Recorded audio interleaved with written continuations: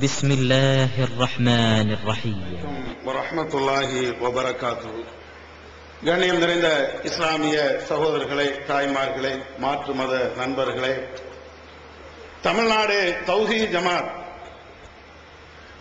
கடந்த காலகட்டத்திலே எதை சாதித்தது, என்ன சேவைகளை புரிந்திருக்கிறது என்று விளக்கக்கூடிய விதமாக டிஎன்டிஜே சாதித்தது என்ன என்ற தலைப்பு எனக்கு தரப்பட்டு இருக்கிறது. என்னுடைய தலைப்பில் நம்முடைய ஜமாத் வெகுஜன மக்களை கவர்ந்து இருக்கக்கூடிய இந்த ஜமாத் பிற மத சகோதரர்களையும் அவர்களுடைய அன்பையும் ஆதரவையும் பெற்றிருக்கக்கூடிய இந்த ஜமாத் இதனுடைய சாதனைகளை விளக்குவதற்கு முன்பு நம்முடைய கடந்த கால வாழ்க்கை எப்படி இருந்தது என்பதை ஓரிரு வரிகளிலே உங்களுக்கு நான் சொல்ல கடமைப்பட்டு இருக்கிறேன். ஏறத்தாழ 30 ஆண்டுகளாக இந்த ஏகத்துவ பிரச்சாரத்தை நாங்கள் செய்து வருகிறோம். 30 ஆண்டுகளாக இந்த பிரச்சாரத்தை நாங்கள் செய்தாலும் ஓரிரை கொள்கையை இந்த மக்களுக்கு மத்தியிலே நாங்கள் எடுத்துச் சொன்னாலும் ஒரு பெயரில் நாங்கள் செயல்படவில்லை. தமிழ்நாடு தௌஹீத் ஜமாத் என்ற பெயர் ஒரு 10 ஆண்டுகளுக்கு முன்னால் நம்முடைய அமைப்புக்கு அப்படி ஒரு பெயரை வைத்துக் கொண்டு நாம் செயல்படவில்லை. வெவ்வேறு பெயர்களிலே வெவ்வேறு நிலைகளிலே ஒரே கொள்கைகளை நாங்கள் சொல்லிக்கொண்டே இருந்தோம். ஒரு நேரத்திலே ஜாக்கி என்று சொல்வதற்கு முன்னால் இஸ்லாமிய இறைப்பணி இயக்கம் என்ற பேனரிலே ஆரம்பத்திலே ஏகத்துவத்தை சொன்னோம். அதற்கு பின்னால் ஜாக்கிலே சொன்னோம். அதற்கு பின்னால் தௌஹீத் ஜமாத் என்ற பெயரிலே சொன்னோம். அனைத்து தௌஹீத் ஜமாத் கூட்டமைப்பு என்ற பெயரிலே இயங்கினோம். இப்படி பெயர்கள் மாறுபட்டு இருந்தாலும் இந்த கொள்கைகளை 30 வருடமாக கொஞ்சம் கூட வளையாமல் நெளியாமல் அனுசரிக்காமல் யாருக்காக வேண்டியும் நம்முடைய உயிர் மூச்சான இந்த ஏகத்துவ கொள்கைகளை கொஞ்சம் கூட அசைந்து கொடுக்காமல் சொல்லி வருகிறோம். எதற்கு இதை நான் சொல்கிறேன் என்றால், இந்த 30 வருட காலமாக தமிழ்நாடு தௌஹீத் ஜமாத் என்ற பெயரில் தான் நீங்கள் செயல்பட்டீர்களோ என்ற ஒரு கேள்வி நம்மிலே சில பேருக்கு, கடந்த கால வரலாறு தெரியாதவர்களுக்கு இது போன்ற கேள்விகளை அவர்களை கேட்கலாம். இதை கருத்தில் வைத்துதான் இதை நான் உங்களுக்கு ஆரம்பமாக பதிவு செய்கிறேன். தமிழ்நாடு தௌஹீத் ஜமாத் என்ற பெயர் 2004 நாம் வைத்தாலும் இந்த ஜமாத் இன்றைக்கு எதை செய்கிறதோ, எதை சொல்கிறதோ, எதை பேசுகிறதோ இதைத்தான் ஏறத்தாழ 30 வருடமாக நாம் செய்கிறோம், பேசுகிறோம். அந்த அடிப்படையிலே நம்முடைய வாழ்க்கையும் அமைச்சிருக்கிறோம். எனவே இதை முதலில் நாம் ஒவ்வொருவரும் புரிந்து வைத்துக் கொள்ள வேண்டும். ஏறத்தாழ நம்முடைய ஜமாத் சாதித்த இந்த சாதனைகள் மிக முக்கியமான சாதனைகள் என்று சொல்ல வேண்டும் என்றால், நம்முடைய ஜமாத் இன்றைக்கு எடுத்து வைத்திருக்கக்கூடிய 2 முக்கியமான அஜெண்டாக்கள்.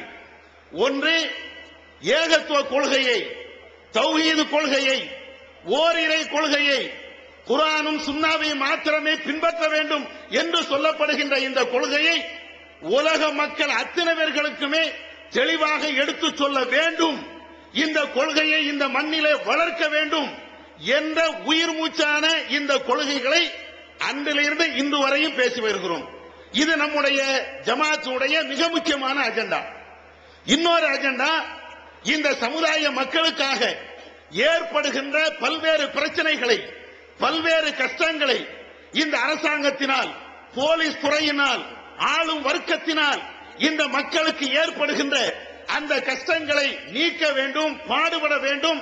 இந்த சமுதாயம் இந்த மண்ணிலே அப்படியே தலை நிமிர்ந்து நிற்க வேண்டும் என்பதற்காக வேண்டி சமுதாய மக்களுக்காக குரல் கொடுப்பது என்ற இன்னொரு அஜெண்டா.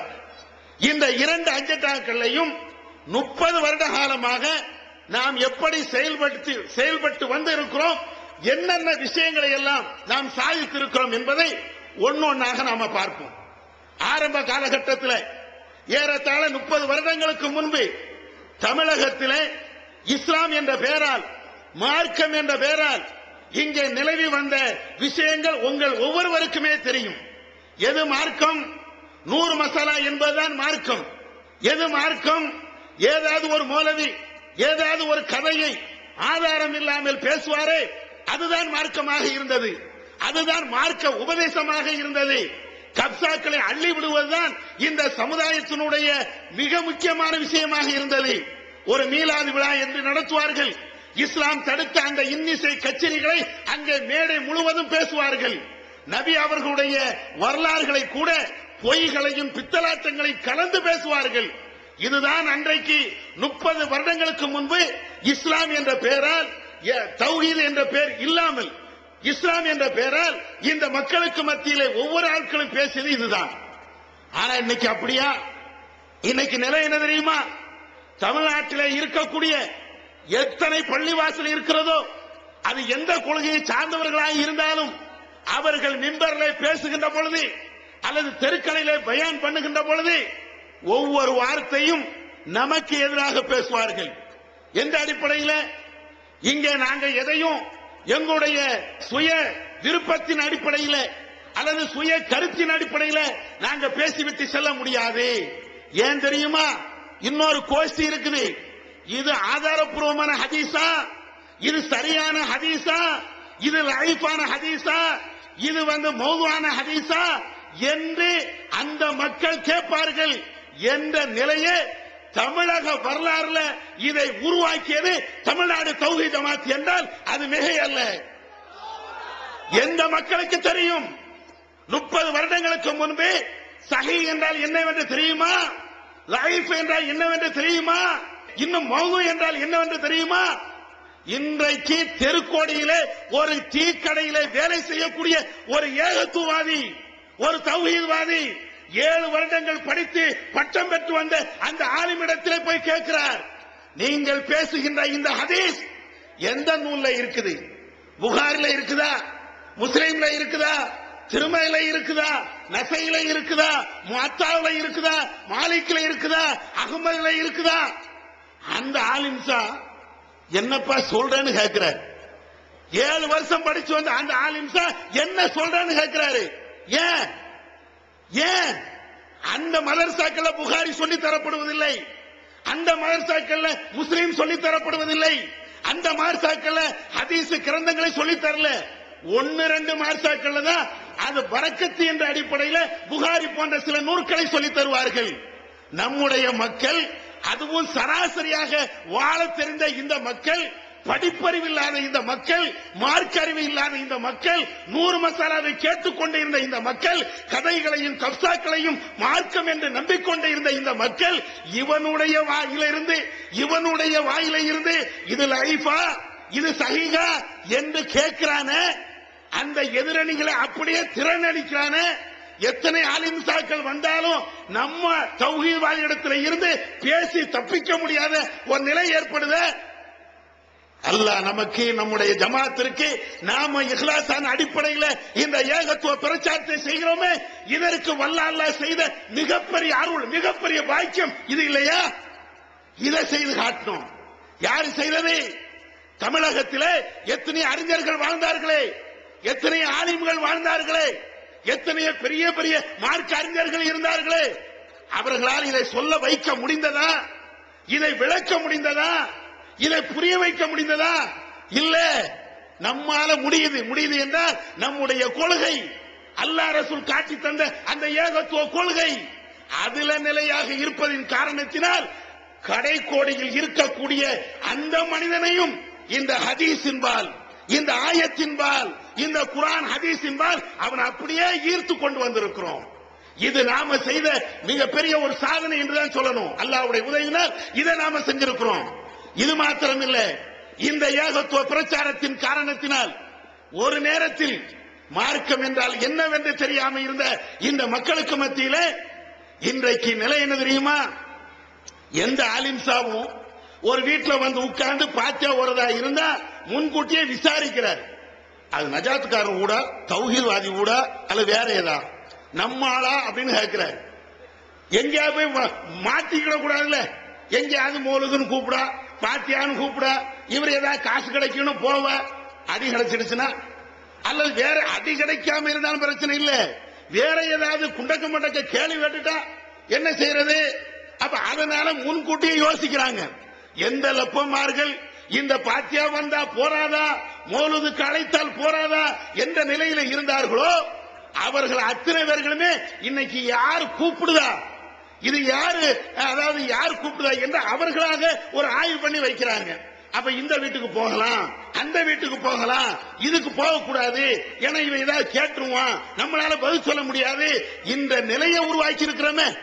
சுருக்கமாக சொல்ல வேண்டும் என்றால், மார்க்க அறிவே இல்லாத இந்த சமுதாயத்திற்கு மத்தியில, இஸ்லாம் என்றால் என்னவென்று தெரியாத இந்த சமுதாயத்துக்கு மத்தியில இன்றைக்கு மார்க்கத்தை பற்றி பேசுகின்ற, அதுல கொஞ்சம் கூடுதலான தகவல்களை எடுத்து சொல்லுகின்ற இந்த அளவுக்கு வளர்த்திருக்கிறோமே, அல்லாஹ் இந்த ஜமாத்துக்கு செய்திருக்கக்கூடிய மிகப்பெரிய சாதனை. இது மாத்திரமா? ஒரு நேரத்தில் நம்முடைய தாய்மார்கள், நம்முடைய ஆண்கள் எத்தனை தடவை இந்த ஏர்வாடி தர்காவுக்கு நடந்து போயிருப்போம், எத்தனை தடவை இந்த தர்காவுக்கு கொடியை தூக்கிட்டு போயிருப்போம், இந்த தெற்கு வாசல் இருக்கக்கூடிய இந்த தர்காவுல எத்தனை முறை காசுகளை அள்ளி போட்டு இருப்போம். இங்கதானே தெருக்கல்ல வந்து கப்பலை விடக்கூடிய கலாச்சாரம் இங்கதானே இருக்குது. அதே போய் பரக்கத்து ஏற்படும் என்று எத்தனை தடவை அதுல போய் முட்டி இருப்போம். இன்னைக்கும் அதை முழுமையாக ஒழிக்க முடியாவிட்டாலும் பெரும் திரளாக அதற்கு எதிராக ஒரு சமுதாயத்தை இன்னைக்கு உருவாக்கி இருக்கிறோமே. தர்காவுக்கு எதிராக, தரீகாவுக்கு எதிராக, மதுஹபுகளுக்கு எதிராக இந்த ஆலிம்கள் பொய் பிரச்சாரம் செய்தார்களே இஸ்லாத்தின் பேர, அதற்கு எதிராக எந்த அளவுக்கு உருவாக்கி இருக்கிறது தெரியுமா? ஜமாத்து தலைவர் சுன்ன ஜமாத்தா இருப்பாரு, அவர் நம்மளை எதிர்ப்பாரு, அவருடைய புள்ள தௌஹீத் ஜமாத்தா இருப்பான்.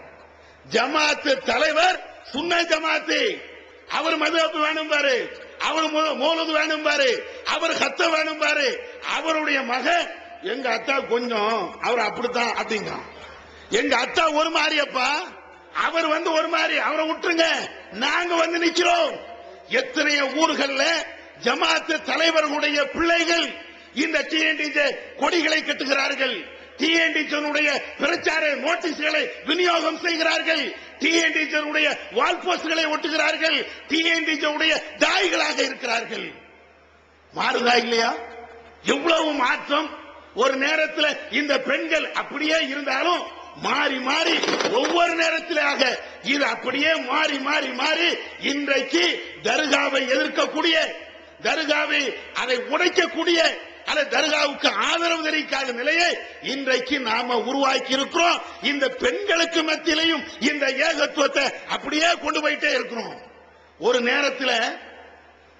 நேரத்தில் சினிமாதான் கதி என்று இருந்த இந்த தாய்மார்கள், அதுவும் சென்டிமெண்டான படத்திற்கு, அழுக மாறி வர படத்திற்கு அப்படியே மண்டியிட்டு கிடக்கக்கூடிய இந்த தாய்மார்கள் இன்றைக்கு இமயம் டிவில 10:30 மணி நிகழ்ச்சி எப்ப வருது என்று காத்துக்கொண்டே இருக்கிறார்களே. அந்த ஏகத்துவ நிகழ்ச்சியை பார்ப்பதற்காக வேண்டி தன்னுடைய பிள்ளைகளையும் உறங்காமல் இன்றைக்கும் பார்த்துக் கொண்டே இருக்கிறார்களே. உங்களால் முடிஞ்சதா? மாறுதட்டி கொள்கிறீர்களே. நாங்கள் தான் பெரிய சுன்ன ஜமாத் என்று பேசுகிறீர்களே, நாங்கள் தான் இந்த சமுதாயத்தினுடைய நாடி துடிப்பு என்று நீங்கள் வீரவசனம் பேசுகிறீர்களே. ஆனா உங்களுடைய வீட்டில் இருக்கக்கூடிய பெண் பிள்ளைகள், ஆண் மக்கள் இன்றைக்கும் நாங்கள் நடத்தக்கூடிய அந்த ஏகத்துவ நிகழ்ச்சிகளை பார்த்துக் கொண்டே இருக்கிறார்களே. இன்னும் சொல்ல வேண்டும் என்றால் அந்த டிவி மூலமாக வந்த நிகழ்ச்சிகளை அதை பார்த்து இன்னைக்கு எத்தனையோ பேர்கள் இஸ்லாத்துக்கு வருகிறார்கள், ஏகத்துவ கொள்கையும் ஏற்று நடக்கிறார்கள். இப்படியெல்லாம் நம்முடைய தௌஹீத் ஜமாத் ஆரம்ப காலகட்டத்தில் இருந்து ஒவ்வொரு விதமான செயல்பாடுகளை, செயல் திட்டங்களை இந்த மக்களுக்கு மத்தியில் வைத்து இவ்வளவு பெரிய எழுச்சி. அதனுடைய விளைவு இன்னைக்கு என்ன தெரியுமா? இந்த ஏகத்தினுடைய எழுச்சியினுடைய விளைவு என்ன தெரியுமா?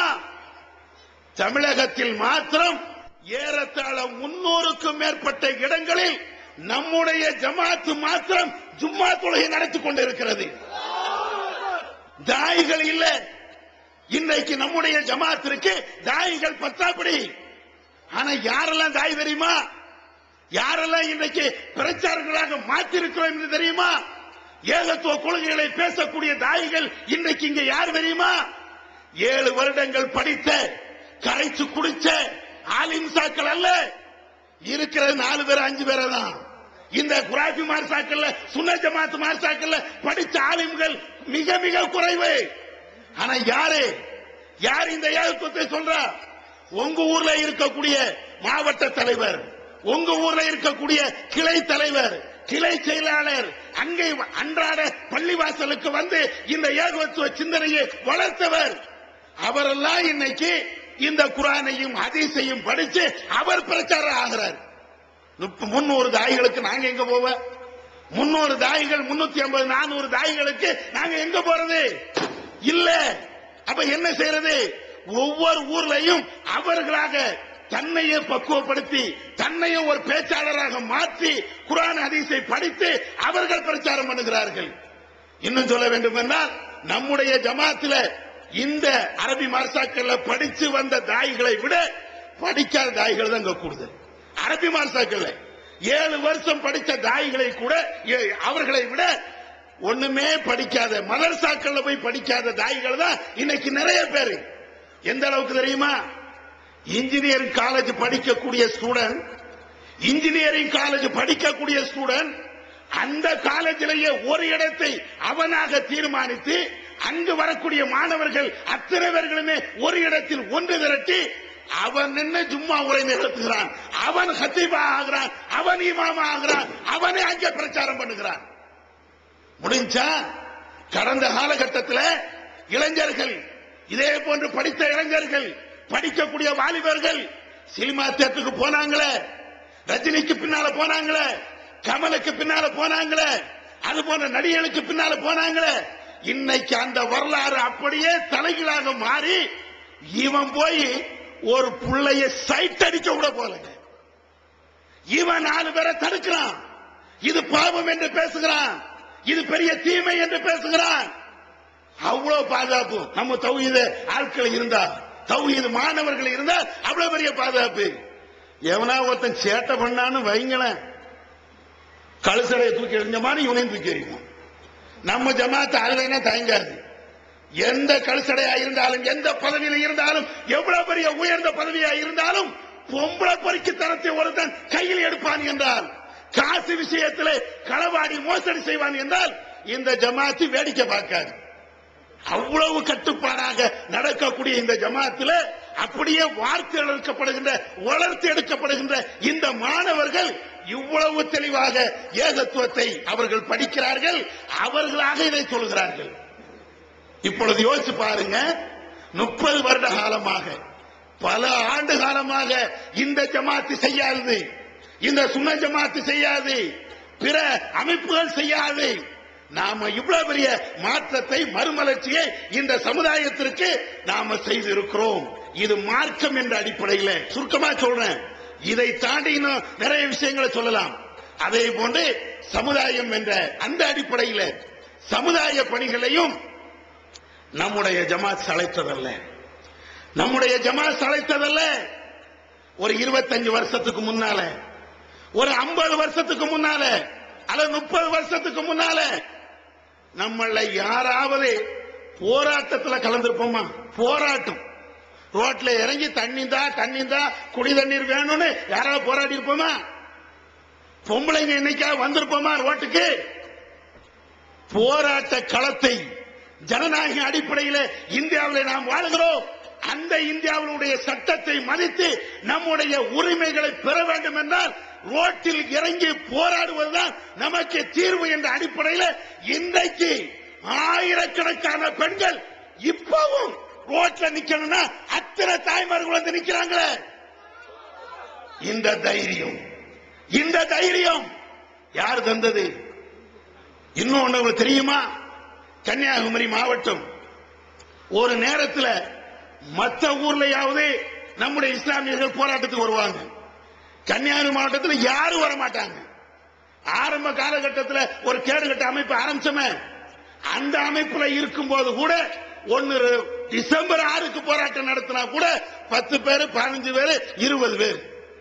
ஆனா இன்னைக்கு அதே மாவட்டத்தில் ஆண்களே போராட்டத்துக்கு வருவதை இழிவாகவும் விகாரமாகவும் நினைச்ச அந்த மாவட்டத்தில் இன்றைக்கு நம்முடைய ஜமாத், வேற எந்த ஜமாத்தும் கிடையாது, வேற எந்த ஜமாத்தும் கிடையாது, எந்த அமைப்பும் கிடையாது. நம்முடைய தமிழ்நாடு தௌஹீத் ஜமாத் ஒரு போராட்டத்தை அறிவிக்கிறது என்றால் ஆண்களும் பெண்களும் அங்கு அப்படியே திரளுகிறார்கள். குமரி மாவட்டத்துடைய வரலாறு தெரிந்தவர்களுக்கு அது தெரியும். மற்ற ஊர்களில் பெண்கள் வெளியே வரலாம், அந்த மாவட்டத்தில் வரவே மாட்டாங்க. இன்னைக்கு அவங்க இறங்கி களத்தில் போராடுறாங்க. தன்னுடைய உரிமையை பெற்றெடுப்பதற்காக, உரிமையை மீட்டெடுப்பதற்காக வேண்டி ரோட்டில் இறங்கி போராடுகின்ற இது போன்ற வீரியத்தை ஊட்டியது யார்? நம்முடைய ஜமாத். நம்முடைய ஜமாத்துடைய இந்த பேச்சுக்கள், மக்களை வென்றெடுக்கக்கூடிய சக்தி வாய்ந்த உரை வீச்சுக்கள், அதனால் ஏற்பட்டதுதான் இவ்வளவு பெரிய விவகாரங்கள். போராட்டத்திற்கே வருவதற்கு பயப்படுகிறோம் என்றால் போலீஸ பார்த்தா எப்படி இருக்கும்? இன்னைக்கு பார்க்காதீங்க.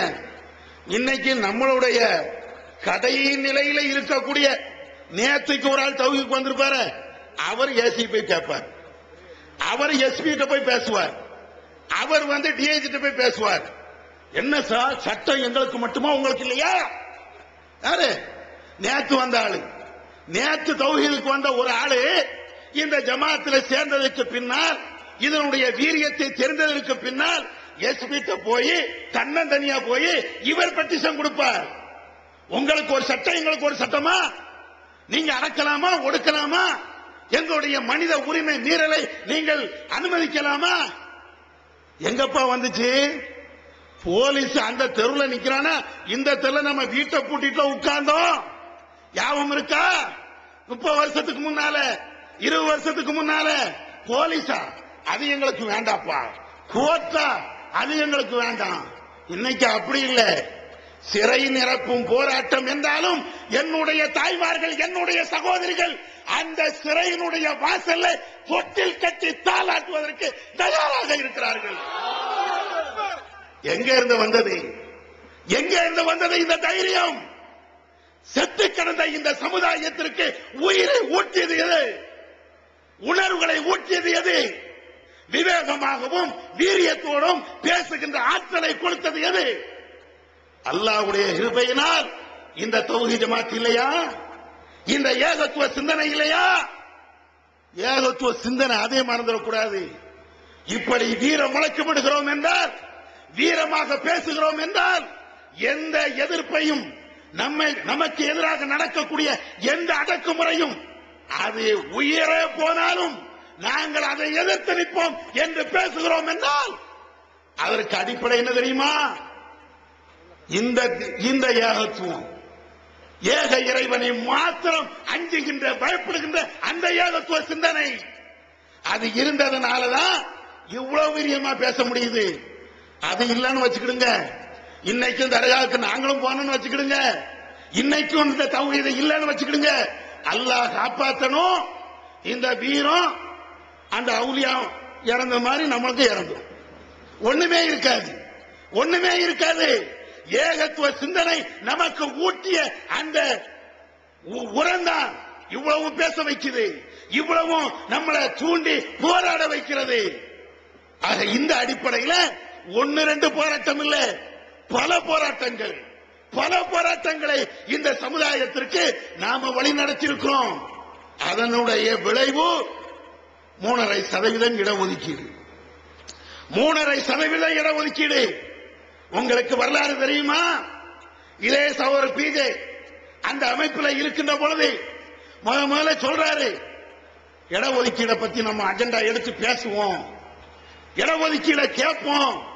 நம்முடைய சமுதாயத்திற்கு இடஒதுக்கீடை பத்தி சொன்னா அவர்கள் அதை புரிந்து கொண்டு போராடினால் அரசாங்கம் இடஒதுக்கீடு தரும். இடஒதுக்கீடை பெற்றால் நம்முடைய வறுமை ஓயும், இந்த வெளிநாட்டு அவலம் நீங்கும், நம்முடைய மக்கள் உள்நாட்டிலே கலெக்டர்களாக, ஐஏஎஸ் அதிகாரிகளாக, ஐபிஎஸ் அதிகாரிகளாக இங்கே வாழலாம் என்ற ஆரம்பத்தை சொல்லும் போது நம்மள உள்ள ஆளை நிறைய பேர் நம்பல. நமக்குன்னா இடஒதுக்கீடு கிடைக்குமோ, எவன் தருவான், அது எப்படி பேசுறது? அவர் உட்கார்ந்து பாடம் எடுத்தார். யாருக்கு? பெரிய பெரிய புரொஃபசர்களுக்கும். இப்ப எங்கே கிடக்கிறான் தனி விஷயம். பெரிய பெரிய புரொஃபசர்களுக்கும் இந்த நம்முடைய தௌஹீத் ஜமாத்துடைய தாயிகளுக்கும் அவர் உட்கார்ந்து பாடம் நடத்தினார். இடஒதுக்கீடுனா என்னன்னு தெரியுமா? எந்த அளவுக்கு பாடம் தெரியுமா உங்களுக்கு? கருணாநிதி ஆட்சிக்கு வந்தார்ல, இப்போ கருணாநிதி ஆட்சிக்கு வந்ததுக்கு பின்னால சிறை நிரப்பும் போராட்டம் வரையும் இதே மாதிரியில நடத்தணுமே. அப்ப அரசாங்கத்தில் இருந்து கனிமொழி வழியாக நமக்கு உன்னை கேட்டு விடுறாங்க. இடஒதுக்கீடு கேட்கிறீங்களா? நாங்க எதை பார்த்து தரணும்? என்ன விளங்குது தெரியுதுல? கருணாநிதிக்கும் புரியல இடஒதுக்கீடுனா என்னன்னு. கருணாநிதிக்கு புரியல, அங்க இருக்கக்கூடிய ஆட்சியாளர்களுக்கும் தெரியல. அப்ப கூப்பிட்டு அவங்களுக்கு அப்பமும் பாடம் தான். இடஒதுக்கீடுனா என்ன தெரியுமா? நீ ஏற்கனவே 69% கொடுத்திருக்கிறிய, அந்த 69% பின்தங்கிய மக்களுக்குன்னு சில பெர்சன்ட் நீ ஒதுக்கி இருக்கிறிய, அதுல எங்களுக்கு தனியா தான். அதைத்தான் கேட்கிறீங்களோ? அப்ப 69க்கு மேல நீங்க கேட்கலையோ? அப்பதான் 69க்கு மேல கேட்கலப்பா, 69க்கு உள்ளதான் கேட்கிறோம். எல்லாத்தையும் சேர்த்து ஒரு 30 ஜாதியோடு 31 எங்களை வச்சிருக்கிறிய, அது எங்களுக்கு முடியாது, நாங்க போட்டி விட முடியாது, முஸ்லிம்களுக்கு நீ தா அப்படின்னு விளக்கி அதற்கு பின்னால்தான் சட்டம் வந்துச்சு. அப்பமும் ரோஸ்டர் பூஸ்டர் அப்படின்னு ஏதாவது ஒண்ணு சொல்லி அதையும் தடுக்கிறதுக்கு மறைமுகமான வேலை செஞ்சாங்க. நிறைய பேர் ஆமா அதுவும் சரிதான் அப்படின்னு அந்த ஆட்சிக்கு வக்காலத்து வாங்கினாங்க. மண்ணடியிலே நம்முடைய தௌஹீத் ஜமாத் எழுச்சி மிகுந்த கூட்டத்தை போட்டு இது போன்ற அடக்குமுறைகளை அல்லது தந்த இந்த உரிமைகளை திமுக அரசு பறிக்கும் என்றால் மீண்டும் வீதியில இறங்கி போராடுவதற்கு தயாங்க மாட்டோம் என்று அறிவிப்பு வெளியிட்ட உடனே கருணாநிதி அடுத்த சொன்னாரு, ஆமா நாங்க அறிவிப்பு வெளியிட்டுட்டோம், நாங்க கரெக்டா செஞ்சோம், கொடுக்க வேண்டிய இடத்துல அதிகாரிகள் இருக்கிறாங்க, அவங்க தப்பு பண்ணிட்டாங்க, மீண்டும் நாங்க தருவோம் என்று அவர் தந்தார். இதனுடைய பயன் என்ன தெரியுமா? தாய்மார்களே, சகோதரர்களே, இதனுடைய பயன் என்ன தெரியுமா? கழிஞ்ச வருஷத்துல, போன வருஷத்துல எம்டி படிப்புக்கு, எம்டி படிப்புலையும் ரேடியாலிஸ்ட், அது கொஞ்சம் கூடுதலான படிப்பு, மொத்தத்தில் தமிழகத்தில் இருந்து 417 பேர் அவங்க தான் போக முடியும். மொத்தத்தில் அது இந்துவா இருக்கட்டும், கிறிஸ்டினா இருக்கட்டும், முஸ்லீமா இருக்கட்டும், எந்த மதத்தை சார்ந்தவனா இருக்கட்டும், அத்தனை பேர்களுமே மொத்தத்தில் 417 பேர் போக முடியும். இதுல நம்ம ஆளு போட்டி விட முடியுமா? ஒரு எம்டி சீட்டுடைய விலை எவ்வளவு தெரியுமா? கோடி ரூபாய். கோடி ரூபாய் கொடுக்கணும். அதுவும் கொஞ்சம் மார்க் கம்மி என்றால் 2 கோடி 3 கோடி கொடுக்கணும். இன்னைக்கு அந்த நிலை மாறி, இந்த நிலை மாறி போன வருஷத்துல தமிழகத்தில் இருந்து எம்டி ரேடியாலிஸ்ட் என்ற அந்த படிப்புக்கு மாத்திரம் இடஒதுக்கீடின் காரணத்தினால் 17 முஸ்லிம்கள் ஒரு பைசா இல்லாம போயிருக்கிறாங்க. நம்ம ஜமாத் செய்த சாதனை இல்லையா? இந்த தௌஹீத் ஜமாத் செய்த சாதனை இல்லையா? வீரியமாக நீங்கள் போராடினீர்களே, வீதிக்கு வந்து போராடினீர்களே, அதற்கு கிடைச்ச மாபெரும் வெற்றி, அதற்கு அல்லாஹ் தந்த மாபெரும் வெற்றி. இது மாத்திரமா? நம்முடைய ஜமாத்து இன்னும் நிறைய விஷயங்கள், 1 2 அல்ல, ஒரு நேரத்தில் நம்முடைய ஜமாத்தை பொறுத்தவரையிலையும் ஆரம்பத்தில் ஏகத்துவ பிரச்சாரத்தை அப்படியே சொல்லிக் கொண்டு வருகின்ற பொழுது சமுதாய பிரச்சனையும் கையில் எடுத்து கொஞ்சம் கொஞ்சமா அதையும் சேர்த்து பிரச்சாரம் பண்ணிட்டே வரும். அதுல ஒரு நேரத்தில் ரத்த தானம்னா என்னன்னே தெரியாது. ரத்தம் கொடுக்கவா? அது எப்படிப்பா கொடுக்க முடியும்? நிறைய ஆலிம்சாக்கள் ரத்த ஹராம்னு பத்துவாவும் கொடுத்தாச்சு, ரத்த ஹராம்னு பத்துவாவும் கொடுத்தாச்சு. அது எதுக்கு? ரத்தம் சாப்பிடுவது ஹராம் இஸ்லாம் சொல்லுதுல அது. ஆனா இஸ்லாத்துடைய இன்னொரு சட்டம், நிர்பந்தமாக இருந்தா எந்த ஹராமான பொருளும் ஹலால் ஆகும். அதை மறந்துடுச்சு. ரத்தம் என்ன? நல்ல ஆரோக்கியமா இருக்கக்கூடிய, நல்ல ஓடக்கூடிய, நல்ல நிலையில இருக்கக்கூடிய 18 வயசு வாலிபனுக்கா ஏத்துவீங்க? ரத்தம் யாரு கொடுப்பிய? ஆஸ்பத்திரியில் இருந்து நோயாளியாக இருந்து ரத்தம் தேவைப்படக்கூடிய அல்ல விபத்துல மாட்டிக்கொண்ட சிக்கிக்கொண்ட அவர்களுக்கு ரத்தம் தேவை. அவன் ரத்தம் கொடுக்கலன்னா இறந்துருவான். ஒரு நிர்பந்தம். இந்த சட்டம்னா அவங்களுக்கு தெரியாது. மொத்தத்தில் ரத்த தானமே ஹராமே, ரத்தம் வழங்குவதே ஹராமே அப்படின்னு சொல்லி இருந்த அந்த நிலையை மாத்தி இன்னைக்கு என்ன தெரியுமா? தமிழகத்தில் தொடர்ந்து தமிழ்நாடு தௌஹீத் ஜமாத் ரத்த தானத்தில் முதலிடம் வைக்கிறது. தமிழ்நாட்டில் நம்முடைய அமைப்பு தொடர்ந்து கொஞ்ச நெஞ்சமா ரத்தம், அதாவது ஒரு நேரத்தில் இன்ன பிற மக்கள் இன்ன பிற சமுதாயத்தை சேர்ந்தவர்கள் எல்லாம் நம்மளை வேற மாதிரி பார்த்தாங்க. இவன் வெட்டுவான், ரத்தத்தை ஓட்டுவான், இவன் குத்துவான், வெடி உண்டுதான் இவனுக்கு வழி இப்படின்னு அந்த பேச்செல்லாம் மாறி எந்த அளவுக்கு தெரியுங்களே, போலீஸ் அதிகாரிகளுக்கு அவங்களுக்கு தேவைப்பட்ட ஆட்களுக்கு ரத்தம் தேவைன்னு வைங்களேன், நீ வேற யாருக்கும் சொல்லாத, தௌஹீத் ஜமாத்துல போய் சொல்லு அப்படின்னு. தௌஹீத் ஜமாத்துல சொல்லப்பா, அவன் ரத்தம் கொடுக்கிறான். எத்தனையோ போலீஸ் அதிகாரிகளுக்கும் எத்தனையோ பிரமத சகோதரர்களுக்கும் இன்னைக்கு கொஞ்சம் கூட சளைக்காமல் வாரி வாரி கொடுக்கிறோம். சில ஊர்கள்ல நம்முடைய பிள்ளைங்க, நம்முடைய டிஎன்டிசி சார்ந்த தோழர்கள், அவன் டீ கடையில வேலை செய்வான், மளிகை கடையில வேலை செய்வான், அன்றாடம் காட்சியா இருப்பான். தந்த ரத்தம் தேவை என்ற தகவலை கிடைச்ச மாத்திரத்திலேயே தன்னுடைய தொழிலை விட்டுட்டு, தன்னுடைய வியாபாரத்தை விட்டுட்டு, தன்னுடைய அந்த ஒரு நாள் வருமானத்தை இழந்து விட்டு ஆஸ்பத்திரியில் போய் நிற்கிறான். சில ஆஸ்பத்திரி எப்படி தெரியுமா? ரத்தம் வேணும்னு கேட்டுட்டு அப்படியே இருப்பான். காலைல 6 மணிக்கு போய் நிற்பான், கூப்பிடவே மாட்டான். ரத்தம் எடுக்கிறதுக்கு கூப்பிடவே மாட்டான். சாயந்தரம் வரை நின்று அவன் எப்ப கூப்பிடுறானோ அப்ப ரத்தம் கொடுத்துட்டு வரக்கூடிய சகோதரர்கள். காசுக்கு இல்ல, பணத்துக்கு இல்ல. இன்றைக்கும் இதே ரத்தத்தை பணத்துக்காக விற்கக்கூடியவர்கள் இருக்கிறார்கள். ஆனா நம்ம கொஞ்சம் கூட காசோ பணமோ ஒரு நன்றியை கூட எதிர்பார்க்காம இந்த ரத்த தானத்தில் இவ்வளவு சிறப்பாக செஞ்சதுனாலதான் தமிழ்நாடு அரசாங்கம் இந்த பாராட்டு பத்திரத்தை, பாராட்டு சான்றிதழை நமக்கு தந்து கொண்டிருக்கிறது. ஒரு நேரத்தில் நம்முடைய சமுதாயத்தில் இன்னைக்கும் வட்டி இருக்குது, அன்னைக்கும் வட்டி இருந்தது. ஆனா இந்த ஆலிம்சாக்கள், ஜமாத் தலைவர்கள் அல்லது இந்த சமுதாயத்தில் முன்னோடியாக இருக்கக்கூடியவர்கள், சில ஜமாத்து தலைவர்கள் அவர்களே வட்டி வாங்குவாங்களே, அவர்களே வட்டியை கொடுப்பாங்களே. அப்ப இந்த சமுதாயத்தில் நிலவக்கூடிய இந்த வட்டியை அவர்கள் எப்படி தடுப்பது? அது சம்பந்தமாக எப்படி அவர்கள் யோசிப்பார்கள்? யோசிச்சது கிடையாது. நாம யோசிச்சோம். இந்த சமுதாயம் வட்டிக்கு பின்னால போகுது, இதை ஒழிக்கணுமே, இதை தடுத்து நிறுத்தணுமே, நிரந்தர நரகத்துக்கு இந்த சமுதாயம் போய்விடக் கூடாது என்ற அடிப்படையில் பைத்துல் மால் நிறுவினோம். பைத்துல் மால் பெரிய பெரிய கோடிக்கணக்கில் கொடுக்காமல் இருந்தாலும் சாதாரண மக்களுக்கு ஒரு 2000 ரூபாய், ஒரு 5000 ரூபாய், ஒரு 10,000 ரூபாய் அப்படின்னு சொல்லி பைத்துல் மாலை நிறுவி வட்டி இல்லாத கடனை இந்த சமுதாயத்திற்கு அறிமுகம் செய்ததே நாம தான். இவ்வளவு செஞ்சோம். இன்னைக்கு தமிழ்நாட்டில் நம்முடைய சகோதரர்கள், நம்முடைய கிளைகள் 100க்கும் மேற்பட்ட இடங்கள்ல அவர்களாக தங்களுடைய காசுகளை போட்டு வட்டி இல்லாத கடன் திட்டம் பைத்துல் மால் என்ற அடிப்படையில் இதை இன்றைக்கும் செயல்படுத்துகிறார்கள். நம்மள்கிட்ட பண முதலைகள் கிடையாது, பெரும் செல்வந்தர்கள் கிடையாது, கோடீஸ்வரர்கள் இங்க கிடையாது, லட்சாதிபதிகள் இங்க அதிகமாக கிடையாது. ஆனாலும் அன்றாடம் காட்சிகள், கூலி தொழிலாளர்கள் அவர்கள்ட்ட இருக்கக்கூடிய அந்த காசை போட்டு நீ வாங்கிக்க, குறிப்பிட்ட காலத்தில் திருப்பித்தா செய்ய முடிஞ்சா? பணக்கார இந்த ஜமாத்தினால், சுன்ன ஜமாத்தினால், பிற ஜமாத்தினால் இதை செய்ய முடிந்ததா?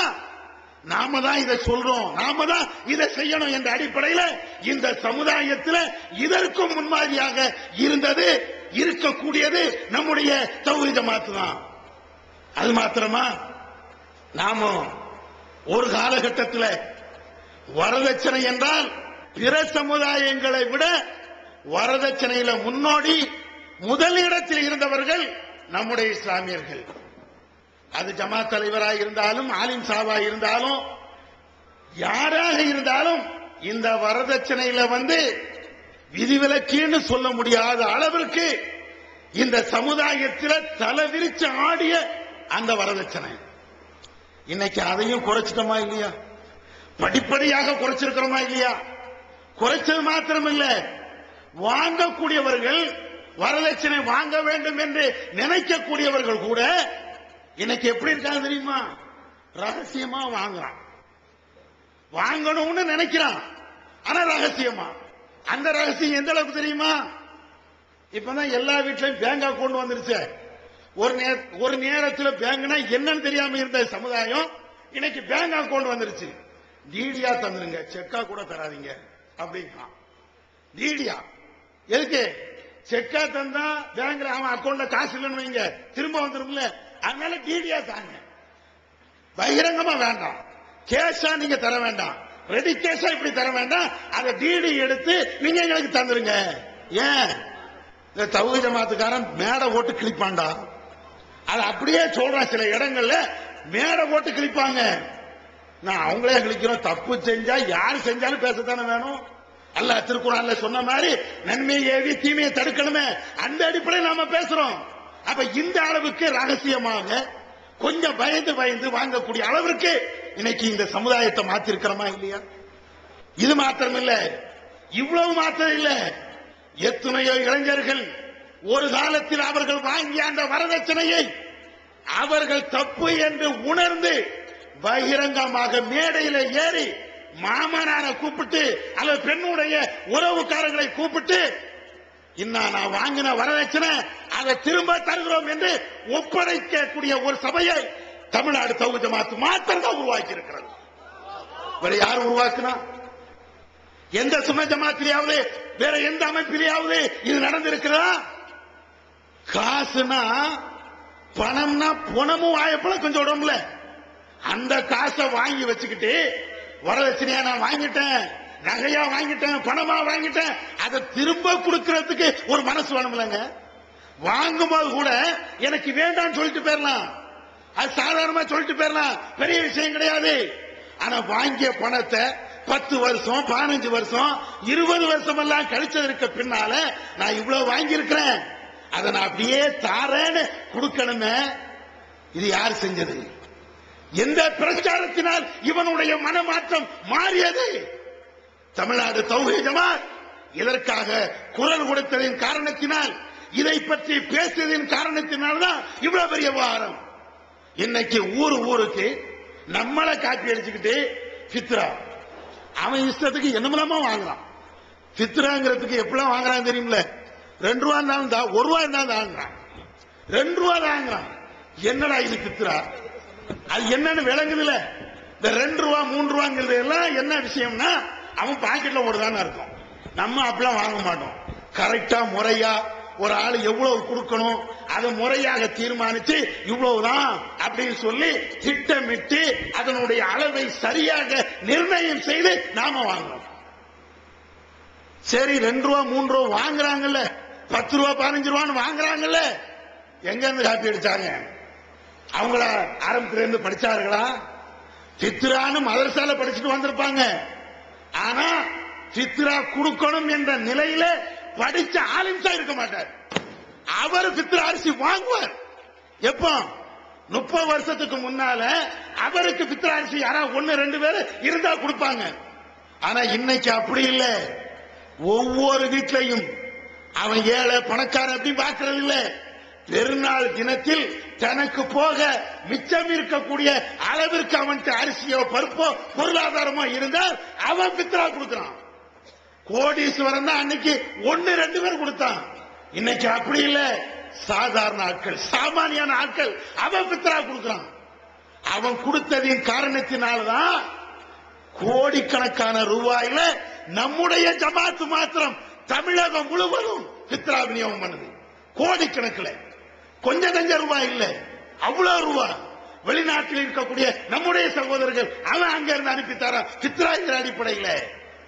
இவ்வளவு பெரிய எழுச்சி, இவ்வளவு பெரிய தாக்கம், இவ்வளவு பெரிய சிந்தனை, இவ்வளவு பெரிய மறுமலர்ச்சி எல்லா விதத்திலையும் நம்முடைய ஜமாத்தின் அடிப்படையில, இந்த பிரச்சாரத்தின் அடிப்படையில, ஏகத்துவ சிந்தனையின் அடிப்படையில நாம சாதிச்சிருக்கிறோம். சாதனை என்பது, சாதனையை பேசுவது என்பது பெருமைக்காக வேண்டிய அல்ல. பெருமைக்கு நாங்கள் பேசல, எங்களை உயர்த்தி காட்ட வேண்டும் என்று பேசல. இந்த சமுதாயத்தில் எத்தனை அமைப்புகள் இருந்தும் அவர்கள் செய்யாததை இந்த ஜமாத்து செய்து கொண்டிருக்கிறது என்பதை பறைசாற்றுவதற்குத்தான், பெருமைக்காக வேண்டி இதை நாங்கள் ஒரு காலத்தில் பேச மாட்டோம். அது எங்களுக்கு தேவையில்லை. இதுல இன்னொரு முக்கியமான விஷயம் என்ன தெரியுமா? சொல்லித்தான் ஆக வேண்டும். ஒவ்வொரு ஆளும் ஒவ்வொரு நேரத்தில் ஒரு அமைப்பை ஆரம்பிப்பாங்க. அந்த அமைப்புக்கு 4 பேர், 10 பேர், 15 பேர் அப்படின்னு கூட்டம் சேர்ந்த உடனே கொள்கையை மறப்பாங்க, கொள்கையை மறந்துடுவாங்க. எதை சொன்னோமோ அதுக்கு நேர் மாற்றமா செயல்படுவார்கள். தேர்தலில் நிக்க மாட்டோம்பாங்க, தேர்தலில் நிற்பாங்க.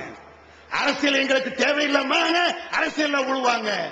நாங்க பிற இயக்கங்களை பேச மாட்டோம்பாங்க, எல்லாத்தையும் நம்மளத்தான் திட்டுவோம். இப்படி எல்லாம் எல்லாரும் மாறினாங்கல்ல. 30 வருஷ காலமாக இந்த சமுதாயத்தில் உங்களை போன்ற லட்சக்கணக்கான மக்களை இந்த ஜமாத்து இப்பவும் நாங்க சம்பாதித்திருக்கிறோமே. எங்கள் மேல்மட்டத்தில் இந்த கீழ்மட்ட வரையிலையும் ஒரு வாரிய பதவிக்கோ ஒரு கவுன்சிலர் பதவிக்கோ ஆசைப்பட்டது உண்டா? யோசிச்சு பாருங்க. 30 வருஷமா இவ்வளவு பெரிய மக்களை காட்டி ஒரு எம்பி சீட் வாங்க முடியும், ஒரு எம்எல்ஏ சீட் வாங்க முடியும். நாங்க நிக்கிறோமே கொள்கையில உறுதியாக. 30 வருடங்களுக்கு முன்பு எப்பொழுது தேர்தலில் நாங்கள் நிக்க மாட்டோம், அரசியல் பதவியை நாங்கள் தொட மாட்டோம் என்று சொன்னோமோ, அதை இன்றைக்கு வரையும் கொஞ்சம் கூட பிசிறி இல்லாமல் காப்பாற்றிக் கொண்டு வருகின்ற ஒரே ஜமாத் தௌஹீத் ஜமாத். வேற எதுவுமே கிடையாது. நீங்க நினைக்கலாம் ஜாக் அப்படித்தானே இருக்குதுன்னு. உங்களுக்கு தெரியணும், ஜாக்ல இன்னைக்கு கவுன்சிலர் இருப்பார். உங்களுக்கு தெரியுமா? அதுல இன்னைக்கு கவுன்சிலர் இருக்கிறார். அதுல எங்களுக்கு எம்எல்ஏ பதவி வேண்டும் என்று போராட்டம் நடத்தியவர்கள் உண்டு. நாங்கள் நடத்தினோமா? அது மாதிரி ஆசைப்பட்டோமா? எங்க அமைப்பில் இன்னைக்கு கவுன்சிலர் யாராவது உண்டா? யாருமே கிடையாது. ஏன்? அவ்வளவு தூய்மையாக அல்லாஹ்வுடைய கிருபையினால நாங்கள் செய்து வருகிறோம். எனவே இந்த மக்களை காட்டி, சமுதாயத்தை காட்டி எங்களுடைய வயிறை வளர்ப்பதோ, எங்களுடைய தனிப்பட்ட செல்வாக்கை வளர்ப்பதோ எங்களுடைய நோக்கம் அல்ல. எங்களுடைய நோக்கம் எல்லாமே இங்கே இருக்கக்கூடிய அத்தனை பேர்களும், அனைத்து மக்களும் அந்த சொர்க்கத்தை அடைய வேண்டும், தௌஹீத் வாலியாக மாற வேண்டும், அதன் பயனை மறுமையிலே அடைய வேண்டும். இந்த ஒன்றுக்காக வேண்டித்தான் நாங்கள் போராடுகிறோம். இன்ஷா அல்லாஹ் கடைசி வரையிலும் போராடுவோம். வல்லாஹ் அல்லாஹ் அந்த பாக்கியத்தை நம் அனைவருக்கும் தந்தருவானாக. வாஹதவன் அல்ஹம்துலில்லாஹி ரப்பில் ஆலமீன். அஸ்ஸலாமு அலைக்கும் வரஹ்மத்துல்லாஹி வபரகாத்துஹு.